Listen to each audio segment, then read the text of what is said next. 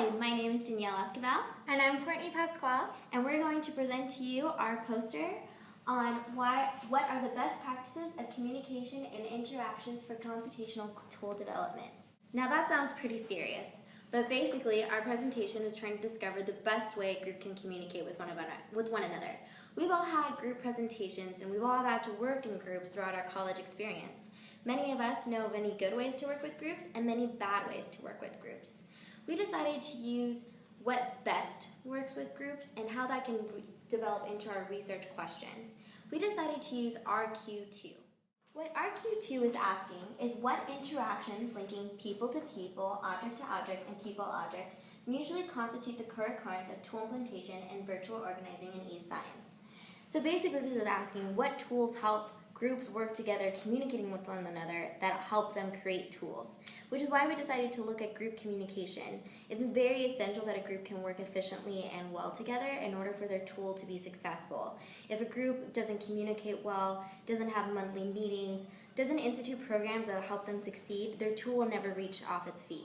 So today we're going to go over the do's and the don'ts of group communication when working to implement a tool. The do's to communication: face-to-face, meetings, Skype and video conferencing, dissecting lingo. Face-to-face, meetings, Skype and video conferencing. Inside the box. How did you end up in a box? Is it dark? Can you walk around in it? You do realize that outside that box is probably a bigger box, and you're going to try to think outside of that? Ducks in a row. What are you going to do with all those ducks? Have you seen ducks travel in a row? The only time I've seen ducks travel in a row is having a mom duck and a bunch of baby ducks following it. What are you going to do with baby ducks? Drill down. For oil? For water? What are we drilling for? For core samples? You do realize anytime that we bring any sort of machinery into this office, we're going to break something. Face-to-face. Face-to-face communication is important because sometimes people use mannerisms, face furrows that we won't be able to see unless we're meeting with them face-to-face. When you're creating a tool, it's important to meet with not only the clients, but your group members face-to-face so that you can easily dissect problems, go over issues, and just better communicate with each other. Face-to-face is essential for the beginning of a tool implementation. It's great for teams and it works well when working with clients. Meetings are important. That way each person can get together and talk about the issues and problems they're facing. If you don't have enough monthly meetings, weekly meetings, you're not going to get a lot of communication across. Especially meetings in person are always best. Again, face-to-face and meetings are very important for tool implementation.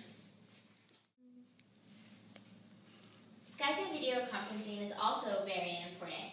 Many times we work with group members who we cannot see face-to-face.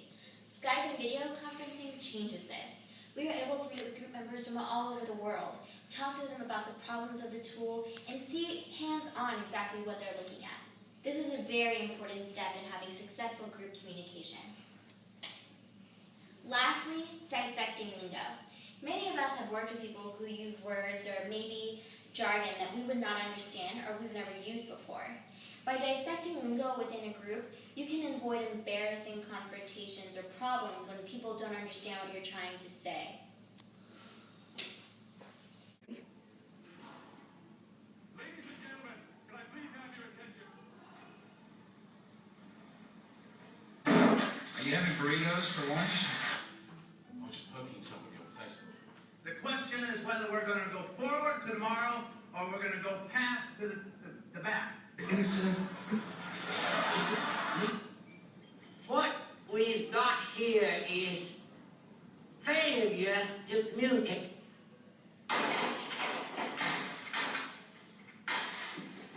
What is the most inspiring thing I ever said to you? Don't be an idiot. You hit reply all. I hate to do this, but we have to eliminate some positions, and yours is one of them. It's hard for me to explain why that was the case. Just take my word for it. Our profits are the highest they have been in the history of our company.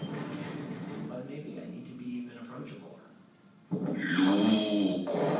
All we need now is to get the stuff translated into every language.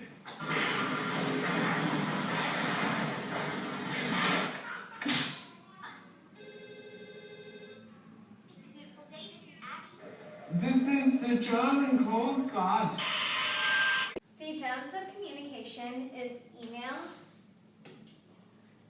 Because people depend on email too much when they can use face-to-face communication. There are many domain scientists that say that when they depend on just email and just conference calls, the product doesn't come out as well, and the targeted audience don't like it as much, just because you need to have a close personal relationship with those you're trying to target or trying to sell to. And then if you have too many emails, it ends up building up, and sometimes people forget about it, it gets misplaced, and then it causes a huge problem with your company, your tool, or whoever your target audience is. And then your next one is work and cultural biases.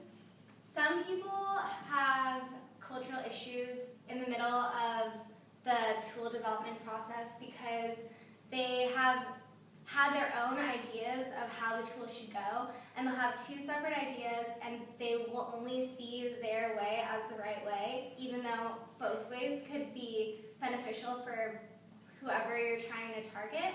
When you are struggling with cultural issues, I think it's best to be open-minded. It's best to make sure that you're not ethnocentric in your work. You have to think of what will be the most utilized tool for everyone you're targeting. So it's best to listen to what you have to say, what your workers have to say, and just keep an open mind. Email. Your heart is racing fast on reading this. You want to respond immediately and speak your mind, maybe even get through the computer screen and scream at the person. It all started with a misunderstanding that could have been arrested, but all of us were so busy firefighting. Familiar? You are not alone. A host of professionals face this each day. Now the customer is angry and has sent you an email with high emotional content, and you really don't know how exactly to bring your point across and at the same time consider his issues. Besides creating strong fundamentals, we also have brought out everyday situations that you are likely to face, such as a flaming email.